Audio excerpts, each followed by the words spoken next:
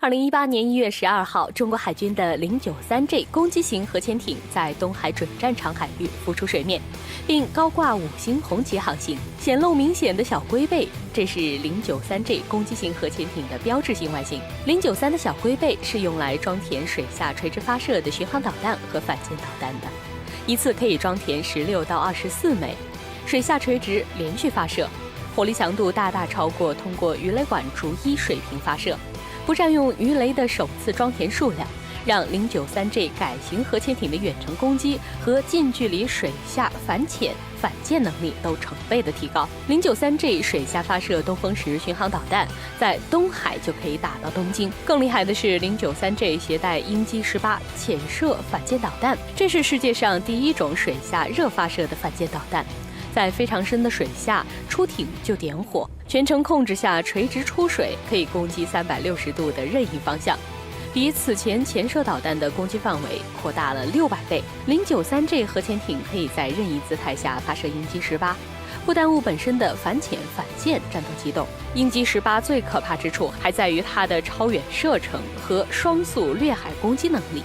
700公里以上的有效射程也在全世界数一数二。不久之前，鹰击18刚刚创造了世界最长的掠海飞行记录，全程自动根据浪高调整飞行高度，几乎贴着浪花长距离飞行。敌对舰艇无论通过雷达还是光学、红外探测装置，都无法提前探测到来袭的这种导弹。在攻击弹道的末端，鹰击18的攻击部可以和主弹体分离，攻击部火箭点火，加速到4马赫的高速冲向目标，攻击同时做高 J 机动，而主弹体仍然作为强干扰源继续飞向敌舰，让敌人不知道拦截哪个好。一旦被命中，万吨级敌舰也要当场报废。若093J 在赤尾屿的位置发动攻击，那么它几乎可以打击台湾和钓鱼岛战场的任何敌对目标。700公里射程向北可以打到琉球群岛的北部，向东可以打击宫古水道以东450公里范围内的任何目标。这里恰恰是美国航母战斗群干涉台海的主阵地，而向西南可以打到台湾岛的西南角，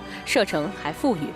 可以说，一艘093J 携带潜射鹰击18就可以全歼干涉台海的敌方一个舰队。赤尾屿虽然属于中国钓鱼岛群岛的一个小岛，但其本身距离钓鱼岛主岛尚且有100公里之远，是独立在钓鱼岛本岛之外的一个重要中国领海基地。而赤尾屿又恰恰在宫古水道的西北方向，战略位置十分重要。鬼子找不到水下的093J， 而水面上敌舰的位置093J 却一直知道一清二楚。我方的战场支持体系正源源不断地把敌对目标的实时信息传递给他。若是实战跟踪093J 的2艘鬼子军舰，早被093J 击沉8回了。中国的核潜艇已经可以发出好几种不同分贝等级的噪音，想要引敌舰过来送死，就主动发射假的高噪音。若想隐蔽突破，则真实噪音谁都探测不到。这些技术已经很成熟了，用来戏耍小鬼子倒可能是第一次。